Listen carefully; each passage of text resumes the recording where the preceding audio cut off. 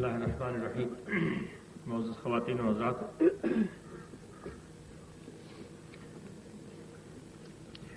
اس منصوبے کے افتتاح کے موقع پر میں وزیر صحت اور محکمہ صحت عامہ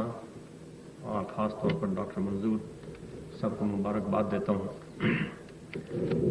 اور جیسا کہ انہوں نے بتایا، یہ ایک بڑی ضرورت ہے ہماری جو پوری ہو رہی ہے.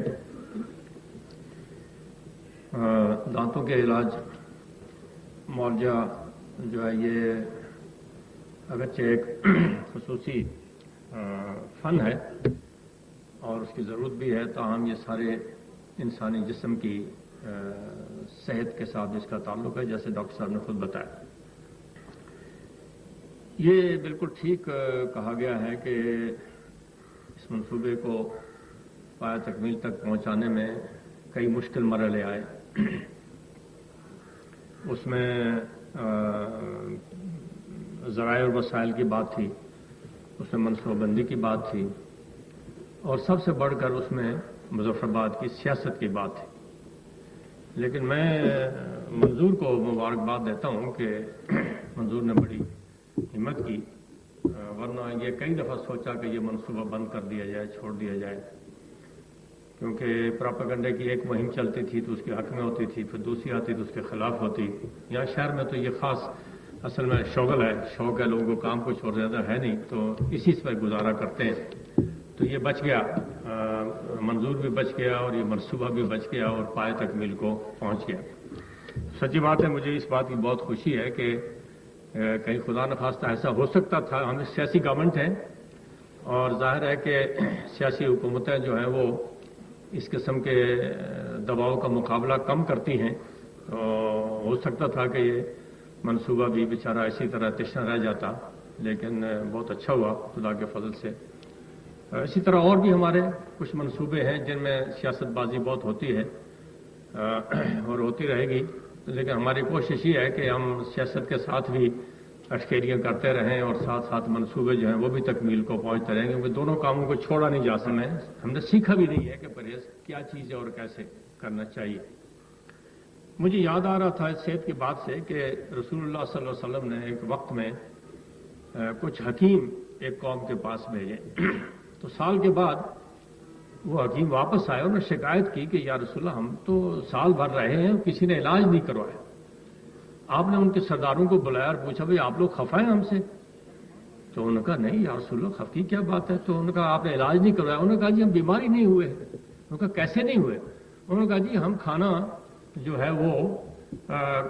کم کھاتے ہیں، کھاتے وقت بھوک باقی رکھتے ہیں اور اس وجہ سے ہم بیماری نہیں ہوئے. تو یہ صحت میں پرہیز جو ہے یہ بہت ضروری بات ہے. اور ہمارے ہاں اکثر لوگ بیمار، کم کھانے سے شاید کوئی نہیں مرا، لیکن زیادہ کھانے سے لوگ کئی مرتے ہیں. تو پرہیز نہیں کرتے. اب دانتوں کی بیماریوں میں رسول اللہ علیہ وسلم کی مستقل سنت ہے کھانے کے بعد خلال کرنا. اور آپ میں سے جس کے دانت بالکل ہی خراب نہ ہو گئے ہوں، ختم نہ ہو گئے ہوں، وہ اس کو آزما کے دیکھے کہ دانتوں میں خلال کریں کھانے کے بعد. پہلے تو مہذب دنیا جو مہذب کہتی تھی اپنے آپ کو، اس کو بہت برا سمجھتی تھی. اب تو ساری جو ایڈوانس دنیا ہے، ترقی یافتہ دنیا ہے، اس میں باقاعدہ نئے نئے طریقے ایجاد کیے جا رہے ہیں دانتوں کے خلال کرنے کے. تو اگر دانتوں میں خلال ہی کریں، اس سنت رسول پر چلیں، تو میرا خیال ہے کہ اگر 100% ہی نہیں تو 99% بیماریاں ویسے ختم ہو سکتی. پھر جو باقی بچ جائیں گی، کچھ بیماری ایسی ہیں جن کا علاج کرنا پڑتا ہے،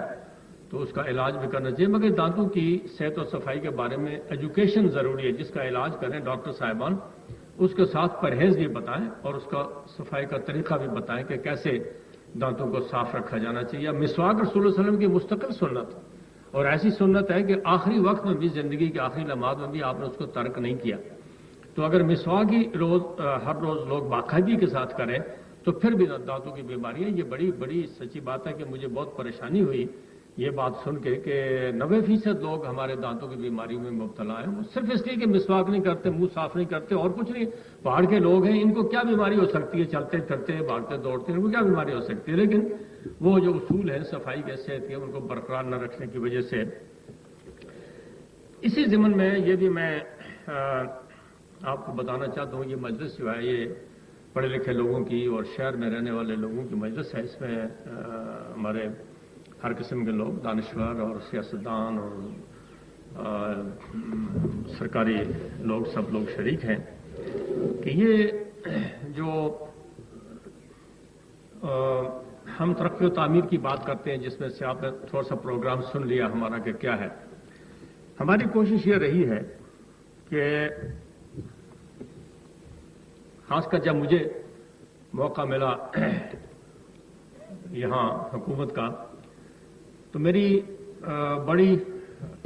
سوچ سمجھی اور پختہ کوشش یہ رہی ہے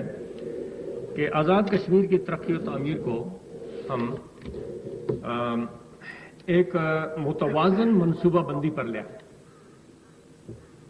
اب یہ بات میری جو ہے بہت کم لوگ سمجھیں گے کیونکہ ہم میں سے بہت کم لوگ ہیں جن کی اپنی طبیعتیں متوازن ہیں. جب انسان کی اپنی طبیعت متوازن نہ ہو اور اس لیے اللہ تعالیٰ نے خدا کے رسول علیہ السلام نے خدا تعالیٰ نے صراط مستقیم پر بہت زور دیا ہے. صراط مستقیم اصل میں توازن کا نام ہے اور زور اسی لیے دیا کہ پروردگار کو معلوم ہے کہ انسانی طبیعتیں متوازن نہیں. تو جب لوگوں کی طبیعتیں متوازن نہ ہوں تو پھر معاشرے میں توازن پیدا کرنا بڑا مشکل کام ہو جاتا ہے, آسان کام نہیں. اب کوئی شخص یہ سمجھنے کے لیے تیار نہیں ہوتا کہ یہ چیز اس سے زیادہ فلاں شخص کی ضرورت ہے, یہ سمجھنے کے لیے تیار نہیں. اس کی چھوٹی سی جو ضرورت ہے وہ دوسرے کی بڑی ضرورت پر اپنی چھوٹی ضرورت کو ترجیح دیتا ہے کیونکہ توازن نہیں قائم ہو سکتا. تو میری بڑی کوشش رہی ہے اور اب بھی کوشش ہے کہ ہماری منصوبہ بندی جو ہے 70 کے زمانے میں بھی, بلکہ 70 کے زمانے میں منصوبہ بندی کا محکمہ ہی میں نے قائم کیا تھا. وائس صدر محکمہ ہی کوئی نہیں تھا منصوبہ بندی کا, پلاننگ کا ڈپارٹمنٹ ہی نہیں تھا. اور اس وقت کوشش کی کہ اس میں توازن پیدا ہو, مگر ابھی تک اس میں بہت توازن ہم نہیں پیدا کرے کیونکہ ایجوکیشن نہیں ہو سکی, لوگوں کی سمجھ نہیں. لوگ خود اپنی طبیعتوں کے مزاج کے اندر توازن نہیں ہے. اور قائد اعظم بھی یہی کہتے رہے اور قائد اعظم کا کمال یہی تھا کہ انہوں نے اپنی طبیعت کے اندر ایک توازن قائم رکھا تھا, ڈسپلن جس کو کہتے ہیں. ڈسپلن بھی ایک توازن کا نام ہے. اور جو قومیں آج دنیا میں ترقی یافتہ ہیں ان میں اگر غور کریں دنیا جہان کی برائیاں ان کے اندر موجود ہیں لیکن اس کے باوجود دنیا میں عزت سے آبرو سے رہ رہے ہیں اس لیے کہ انہوں نے اپنی جو اجتماعی زندگی ہے اس میں توازن کو برقرار رکھا ہے. ہم نے ڈسپلن کو برقرار نہیں رکھا. ہمارے اور ساری اچھی باتیں ہیں لیکن ڈسپلن نہ ہونے کی وجہ سے ہمارا کسی شمار و قدار میں ہم لوگ نہیں ہیں, اس لیے کہ ہماری طبیعتوں میں مزاج میں توازن نہیں ہے. تو میں نے بہت کوشش کی ہے اپنے جب تو وقت ملا کہ منصوبہ بندی میں پلاننگ میں ترجیحات پتہ ہوں کہ کیا ہیں اور ترجیحات کے بعد پھر توازن اس کے اندر پیدا کیا جائے. بلکہ ایک وقت میں 70 کے زمانے میں جب میں توازن کی بات کرتا تھا تو لوگ مذاق اڑاتے تھے. وہ کہتے تھے یہ بات اب امریکہ سے چونکہ وہی بات ہو کے آ رہی ہے تو لوگ کہتے ہیں کہ واقعی یار تم ٹھیک کہتے تھے اس وقت 70 میں. تو اب یہ بڑی مشکل بات ہے کہ ہر چیز کو امریکہ اور برطانیہ کے راستے سے ہم یہاں لائیں, کچھ ہمارا اپنا بھی تھوڑا بہت ہونا چاہیے. تو منصوبہ بندی میں ہم نے کوشش کی کہ 2-3 سیکٹر جن پر بہت ساری دنیا میں آج زور دیا جا رہا ہے ان میں آپ نے دیکھا کہ تعلیم مثلا ایک سیکٹر ہے جس پر ہم نے بہت زور دیا. اور 1970-75 کے حکومت کے دوران ہم نے تعلیم کا جو سلسلہ شروع کیا وہ بعد میں اگر اس پر چلتے رہتے تو آج ہم تکمیل کے مرحلے میں ہوتے, لیکن اس پر چونکہ توازن سے نہیں چلا گیا تو آج ہم اس میں بھی عدم توازن کی اصلاح میں لگے ہوئے ہیں اور ہمارے لیے مشکل ہو رہا ہے کہ اس عدم توازن کو کیسے دور کریں. پھر اسی طرح صحت کا مسئلہ تھا کہ آزاد کشمیر میں جگہ جگہ ہم نے ایک ڈسپینسریوں کا نظام, آبادی کتنی آبادی ہے, کتنا فاصلہ ہے, کیا ڈاکٹر چاہیے کیا نہیں چاہیے, اس کا نظام قائم کرنا شروع کیا. پھر اسی طرح دوسرے سوشل سروسز ہیں, بجلی ہے, پانی ہے, ان کو مہیا کرنا شروع کیا. اور بجلی کے بارے میں مجھے یاد آیا کہ اگر 1970 میں ہم لوگ فیصلہ نہ کرتے اس وقت, اور بڑی مشکل ہمیں پیش آئی تھی, وہ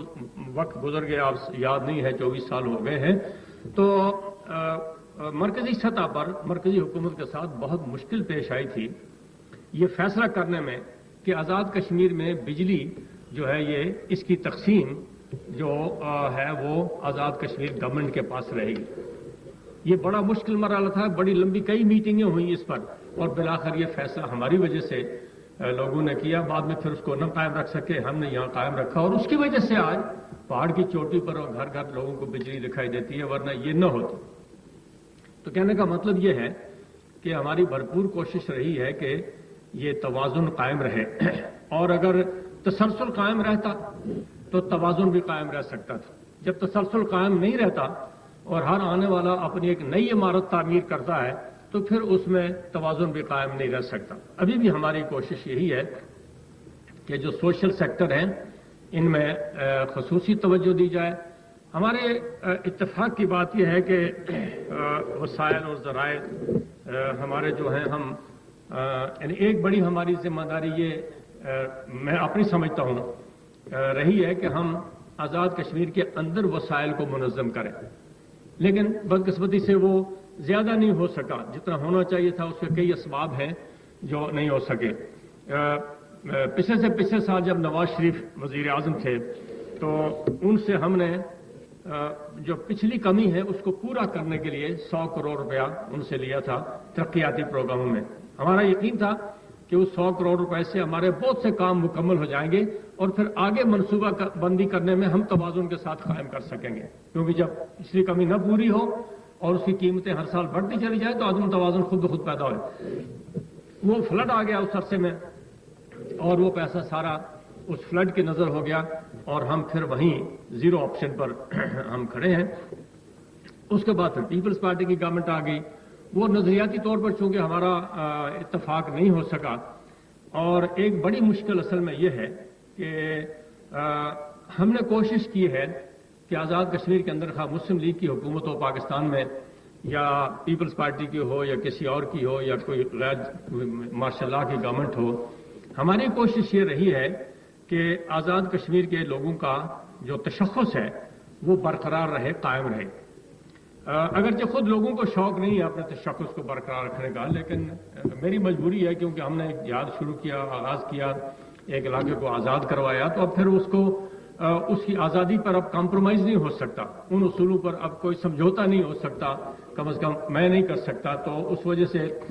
سے بھی پھر کئی دفعہ مشکلات کا ہمیں سامنا کرنا پڑ جاتا ہے، تو وہ عدم توازن پھر سیاست میں بھی پیدا ہونا شروع ہو جاتا ہے۔ لیکن بہرحال میں کہہ یہ رہا تھا کہ ترقی و تعمیر کے سلسلے میں، اس ساری چیز کے سلسلے میں ایک قومی سوچ کی ضرورت ہے۔ یہ خدا کا شکر ہے کہ آزاد کشمیر کے اندر کوئی منفی اور تخریبی نظریات نے زیادہ قوت نہیں پکڑی، اگرچہ ان کا وجود موجود ہے لیکن زیادہ قوت نہیں پکڑی، اور کشمیر بنے گا پاکستان کا جو نعرہ ہم لوگوں نے دیا تھا وہ ابھی تک لوگوں کے ذہنوں کے اندر اس کی افادیت موجود ہے، محسوس ہوتی ہے۔ اگرچہ دوسری طرف سے بھی بہت باتیں کہی جاتی ہیں کہ جیسے دنیا میں کہی گئی ہیں کہ اگر نہیں یہ نہیں ہوگا تو دودھ شہد کی نہریں چل پڑیں گی، سب ہوگا، لیکن ہم نے سب جگہ لوگوں کو سمجھایا ہے کہ آزاد کشمیر کی آزادی برقرار رکھنے کے لیے، آزاد کشمیر کی پاکستان کی سلامتی کے لیے ضروری ہے کہ آزاد کشمیر کی آزادی برقرار رہے، آزاد کشمیر کے اندر لوگوں کا نظریہ اور عقیدہ مضبوط رہے تاکہ پاکستان سلامت رہے۔ تو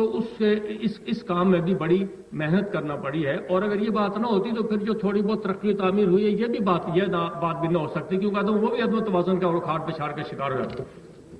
تو اس وجہ سے ہم نے نظریاتی محاذ پر، تعمیر و ترقی کے محاذ پر، سیاسی طور پر بھی خدا کے فضل سے آزاد کشمیر میں مسلم کانفرنس کی حکومت اب 5 سال پہلے گزرے ہیں، پھر یہ وقت ہے تو اس میں استحکام ہے، لیکن استحکام بھی جب دیر تک رہے تو پھر لوگوں کو تکلیف ہونی شروع ہو جاتی ہے کہ کیوں دیر تک استحکام رہ گیا ہے۔ وہ مجھے کئی دفعہ وہ بات یاد آتی ہے، میں نے کتاب کے لکھا بھی، اس کا حوالہ بھی دیا ہے کسی کتاب میں، وہ بہت مشہور بات ہے، اس کی بچپن میں کتاب میں ہم نے پڑھی تھی، اس کا مفہوم بعد میں سمجھ آیا لیکن پڑھی تھی اس وقت، کہ وہ کہتے ہیں کہ کوئی بارش ہو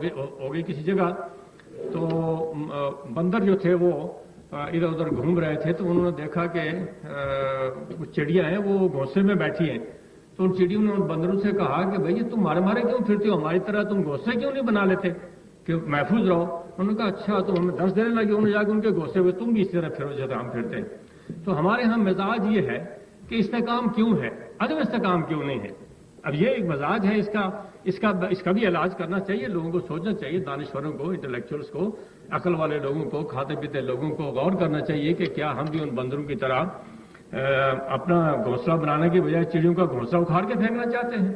تو یہ بھی ایک بیماری ہے۔ اور ابھی صحت کی بات ہو رہی تھی تو مجھے اسپیکر صاحب نے کہا کہ کوئی سیاسی صحت کی بھی بات کرو گے کہ نہیں کرو گے؟ تو میں نے کہا یہ مجلس ایسی ہے اس میں سیاسی صحت کی بات بھی کریں تو کوئی حرج کی بات نہیں ہے، کیونکہ بہت دیر تک صحت ٹھیک رہے تو پھر صحت کو خراب بھی ہونا چاہیے تھوڑا بہت، تاکہ پتہ لگے خرابی میں اور اچھائی میں کیا، اچھے ہونے میں کیا فرق ہے۔ تو اس کے بھی بہت انتظامات سوچے جا رہے ہیں۔ بلکہ مجھے رات کو ہمارے کوئی وزراء ساتھی بھی بیٹھے تھے تو ایک دانشور کہہ رہا تھا کہ بھائی ادھر شہر میں تو لوگ آپ لوگوں کو، وزراء کو کہہ رہا تھا کہ آپ کے بارے میں کہہ رہے ہیں کہ بتاؤ بھائی آپ کدھر کدھر ہیں، کوئی تقسیم ہونا شروع ہو گئے ہیں کہ نہیں ہو گئے ہیں۔ تو یہ خبریں جب اخبارات میں پھیلتی ہیں تو پھر لوگ اپنے اپنے راستے تلاش کرنے شروع کرتے ہیں۔ لیکن میں نے انہیں کہا، میں کہ دیکھو بات یہ ہے کہ ہمارے ساتھ ہم تو کسی کے ساتھ زیادتی نہیں کرتے۔ یہ میں نے کہا میں نے یہ بات بہت لوگوں کو بتائی ہے۔ بھٹو صاحب نے مرحوم نے ایک دفعہ مجھے پوچھا، مجھے کہنے لگے کہ سردار قیوم آپ کو کیا ہمارے ساتھ ناراضگی ہے؟ میں نے کہا جی ناراضگی یہ ہے، یہ لکھا بھی ہے میں نے کسی کتاب میں نے کہا جی ناراضگی یہ ہے کہ آپ لوگوں کو بے غیرت بنا کے ساتھ رکھنا چاہتے ہیں اور میں آپ کا ساتھ دینا چاہتا ہوں، اپنی غیرت کو ساتھ لے کر ساتھ دینا چاہتا ہوں، بس یہ ناراضگی۔ تو ہم نے تو انشاءاللہ لوگ جتنا مرضی بے غیرت ہو جائیں لیکن انشاءاللہ لوگوں کی غیرت کی حفاظت کریں گے، ہم ان کے تشخص کی بھی حفاظت کریں گے۔ اور خدا نے چاہ اور بہت لوگ خراب ہوئے ہیں اس وجہ سے کہ ہم پاکستان کی سلامتی پر کوئی کمپرومائز نہیں کرتے۔ میں روزمرہ آپ دیکھیں مجھے اگر کوئی اختلاف ہوتا فرض کریں موجودہ حکومت کے ساتھ تو یہ اقوام متحدہ میں جو ڈراپ سین ہوا، نوابزادہ نصر اللہ خان تو اتنی ناراضگی کا اظہار کر کے وہاں سے آئے اور میں تو آگ لگا سکتا تھا، لیکن میں نے اس پر پانی ڈالا۔ میں نے وہاں کہا وائس آف امریکہ کو، میں نے کہا نہیں بھائی کوئی فکر نہیں کریں، 10 مورچوں میں سے اگر ایک مورچے پر ہمیں شکست بھی ہو گئی تو کیا فرق پڑتا ہے، ہم 9 مورچوں میں جنگ جاری رکھیں گے۔ تو اس کو ہم نے ٹھنڈا کیا۔ مطلب یہ ہے کہ جو پاکستان کا مفاد ہے، میرے نزدیک حکومتوں کا مفاد ہو یا نہ ہو یہ میری کوئی زیادہ ذمہ داری نہیں ہے، لیکن میرے نقطہ نظر سے پاکستان کا مفاد مقدم ہے اور اسی کی بنیاد پر ساری بات ہمارا سوچ اس کے گرد گھومتی ہے۔ تو اس وجہ سے انشاءاللہ اس پر کبھی کمپرومائز نہیں ہوگا۔ باقی یہ سیاسی اکھاڑ پچھاڑ جو ہے یہ لگی رہے گی۔ ویسے تو سچی بات یہ ہے کہ میری یعنی مزاجن اور طبعاً تو میں لڑائی پسند کرتا ہوں اور دل مچلنے لگتا ہے لڑائی کرنے کے لیے، لیکن جب قومی ذمہ داریوں کی بات آتی ہے تو پھر اس کو ٹھنڈا کرنا پڑتا ہے۔ تو لڑائی کا کوئی ڈر خطرہ نہیں ہے، البتہ یہ ہے کہ ملکی اور قومی مفاد اس وقت ہماری زبان سے چھوٹی سی نکلی ہوئی بات جو ہے اس کو دشمن ہوا دیتا ہے، پھیلاتا ہے۔ اسی لیے میں نے یہاں بے نظیر صاحبہ جب آئی ہیں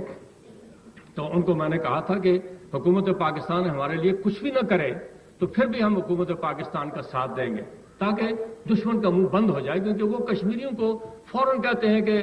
ہندوستان کہتا ہے کہ دیکھو آزاد کشمیر میں یہ ہو گیا، فلاں جگہ یہ ہو گیا، فلاں نے یہ کہہ دیا، فلاں نے وہ کر دیا، تو اس سے ایک پریشانی پیدا ہوتی ہے۔ تو ہم نے وہ محاذ تقریباً سارے بند کیے ہوئے ہیں، لیکن بدقسمتی سے سیاسی ماحول ایسا ہے کہ اس میں کوئی نہ کوئی بات کبھی کس بہانے سے کبھی کس بہانے سے کچھ لوگ جب سیاسی طور پر ناکام ہو جاتے ہیں تو پھر وہ غیر سیاسی ہتھ کنڈوں پر اتر آتے ہیں۔ لیکن میں اپنے لوگوں سے کہنا چاہتا ہوں کہ وہ حوصلے سے اطمینان سے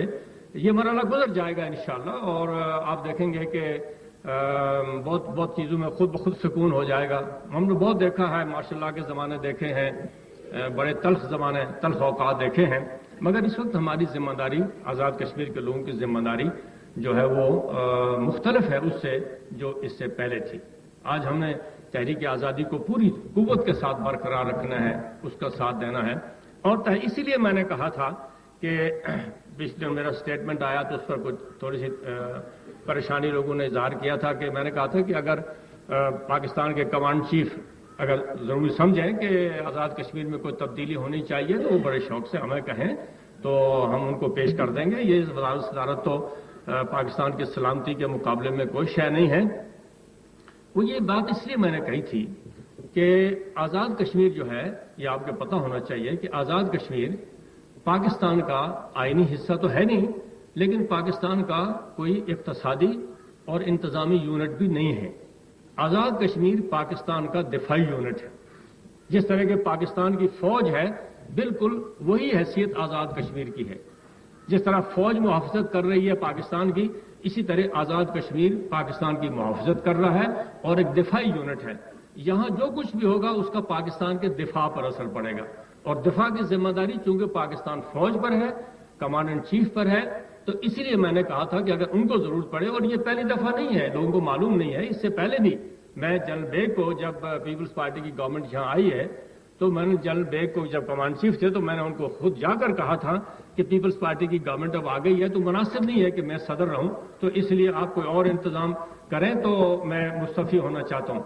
تو یہ پہلی دفعہ کی بات نہیں، کئی دفعہ اس سے پہلے ایوب خان کے زمانے میں بھی یہ بات ہو چکی ہے، کیونکہ میں شروع سے یہ سمجھتا ہوں کہ آزاد کشمیر پاکستان کا دفاعی یونٹ ہے اور اس کو لوکل سیاست کی اکھاڑ پچھاڑ میں نہیں آنا چاہیے۔ اس کی بڑی ذمہ داری ہے، دور تک بات چلی جاتی ہے، چھوٹی سی کوئی بات ہو جائے گی تو آپ دیکھیں گے۔ ہاں البتہ یہ ہو سکتا ہے کہ جو کشمیر کا مسئلہ اس وقت پھیل گیا ہے، ساری دنیا میں پھیلا ہوا ہے، تو ہو سکتا ہے کہ اس کے پیچھے کئی باتیں کار فرما ہوں، کیونکہ ہماری موجودگی میں جیسے میں نے آپ کو کہا کہ کیونکہ میرا تو ایک تسلسل سے سیاست کرتا ہوں، میں تو کوئی اپ سٹارٹ نہیں ہوں، کوئی ساون کی پیداوار نہیں ہو کہ ساون میں بارش ہوئی تو ہم اگائے ہیں، بہت لوگ ساون کی پیداوار ہیں، لیکن ہم تو ایک تاریخی تسلسل کا حصہ ہیں، اور اس تاریخی تسلسل پر ہم کوئی سمجھوتا نہیں کر سکتے، کوئی کمپرومائز نہیں کر سکتے۔ اس کا ان کشمیریوں کو بھی معلوم ہے، اور آزاد کشمیر کے اندر اور پاکستان کے اندر اور پاکستان کے باہر بھی۔ مجھے ایک بڑے ذمہ دار آدمی نے امریکہ میں کہا کہ ہمیں پوری طرح معلوم ہے کہ آزاد کشمیر کی حکومت کشمیریوں کی مدد کر رہی ہے۔ تو میں نے اس سے کہا، میں نے کہا دیکھو جوان، کہ اگر تمہاری ماؤں بہنوں کے ساتھ وہی سلوک ہو جو ہماری کے ساتھ ہوتا ہے تو پھر میں تم سے پوچھوں کہ تم مدد کر رہے ہو کہ نہیں کر رہے ہو، میں کہا تم پھر رک سکتے ہو؟ تو میں کہا تم یہ جو مجرمانہ بات ہے جو تم کہہ رہے ہو کہ ہمارے ساتھ یہ سلوک ہو رہا اور تم یہ توقع کرو کہ ہم کچھ نہیں کریں گے، ہم جو کچھ کر سکتے ہیں وہ ہم ضرور کریں گے، جو نہیں کر سکتے وہ خدا کی مرضی کی بات ہے، لیکن جتنا کچھ ہم کر سکتے ہیں وہ ہم ضرور کریں گے۔ ہم سے یہ بات نہ کہی جائے کہ ہم کچھ نہ کریں۔ اب میں نے کہا یہ اور بات ہے کہ ہم زیادہ کچھ کر نہیں سکتے ہیں۔ تو کہنے کا مطلب یہ ہے کہ کشمیر کی آزادی کی تحریک پر میرا ایک مستقل ایک نقطہ نظر ہے، اور میں کھلم کھلا وہ بات کہتا ہوں۔ میں یہ کہتا ہوں کہ جو تحریک حریت کے لوگ ہیں، اگر وہ مشترکہ طور پر متفقہ طور پر کوئی فیصلہ کریں تو ہمیں بالکل ان کی بھرپور حمایت کرنی چاہیے، یہ بات میرے یاد رکھو۔ اس پر نکتہ چینی کرنا، اس میں سے کیڑے نکالنا کوئی فائدے کی بات نہیں ہے، اس لیے کہ وہ کشمیری جو آج جان دے رہے، اور وہ جان کیوں دے رہا ہے؟ کیا وہ ہندوستان کے ساتھ سمجھوتا نہیں کر سکتا؟ 20 کروڑ مسلمان ہندوستان میں رہتے ہیں سمجھوتا کر کے، تو یہ 60 لاکھ کیوں نہیں سمجھوتا کر سکتا؟ اور جو چاہیں، جو مراد چاہیں ان کو ہندوستان دینے کے لیے تیار ہے، لیکن اگر وہ نہیں سمجھوتا کیا انہوں نے اور مار کھا رہے ہیں، اور تاریخ کے اندر اس سے زیادہ تکلیف لوگوں نے نہیں اٹھائی ہے جتنی کہ ان لوگوں نے اٹھائی ہے، اٹھا رہے ہیں، اس کے باوجود سمجھوتا اگر نہیں کر رہے ہیں تو یہ ہمارے لیے نہیں کر رہے، وہ ہماری لڑائی لڑ رہے ہیں، اس سے کہ ہندوستان اب وسط فتح کرنا چاہتا ہے اس گیٹ کے علاقوں کو، اور یہ کشمیری ہے، مٹھی بھر کشمیری، نہتے کشمیری جو ہندوستان کی راہ میں کھڑے ہو گئے ہیں، جس جواں مردی اور پامردی کے ساتھ وہ اتنی قربانی دے رہے ہیں، اگر ہم ان پر اعتماد نہ کریں اور ان پر شک کی نگاہ سے دیکھیں تو اس سے بڑا ظلم اور ہم اپنے ساتھ کیا کر سکتے ہیں، ان لوگوں کے ساتھ، تاریخ کے ساتھ کیا کر سکتے ہیں۔ اس طرح، اور یہ بات اخبارات میں بھی آپ نے دیکھا کہ لوگ لکھتے ہیں کہ یہ بات کیوں کہی جا رہی ہے وغیرہ وغیرہ، اور پھر ابھی اسی میں جب وہ ادھر سے عمر فاروق آئے ہیں اور انصاری صاحب آئے ہیں، تو عمر فاروق نوجوان لڑکا ہے، لیکن جس عقل مندی کا، دانش مندی کا انہوں نے مظاہرہ کیا اپنی گفتگو میں اور ان ملاقاتوں میں، تو اس سے بھی لوگوں کو حیرت ہوتی ہے کہ یہ ایسا کیوں ہو رہا ہے۔ تو آزاد کشمیر کے لوگوں، میں آپ کو بتانا چاہتا ہوں کہ اور یہ باتیں ان خبروں کی وجہ سے کرنا پڑی جو اخبارات میں آج دن روز چھپنا شروع ہو گئی ہیں۔ میں نے تو بہت عرصہ کوشش کی کہ ان کا کوئی تذکرہ ہی نہ کیا جائے، جو ہوتا ہے دیکھ لیں گے، وہ تو ہم عادی ہیں ان باتوں کے، تو لیکن یہ کہ اس لیے تذکرہ کرنا پڑا کہ آزاد کشمیر کے اندر سیاسی استحکام کو قائم رکھنا چاہیے۔ میری بات یاد رکھو، یہ گرمانی صاحب سے لے کر اللہ ان کو معاف کرے آج تک ہم ان سب مراحل سے گزرے ہیں، اور جب کبھی کوئی خرابی ہونے لگتی ہے تو سب سے پہلے مسلم کانفرنس پر زد پڑتی ہے، کیونکہ مسلم کانفرنس جب تک طاقتور ہے، آزاد کشمیر کا بیس طاقتور ہے، مضبوط ہے، اس وقت تک کوئی خرابی نہیں ہوتی، اس پر زد پڑنے لگتی ہے۔ گرمانی صاحب سے لے کر ابھی تک ہم یہی دیکھتے آئے، لیکن ہر دور میں ہم نے کوشش کی ہے کہ خدا کے فضل و کرم سے اس کا مقابلہ کیا جائے، کوئی خرابی بھی نہ ہونے پائے،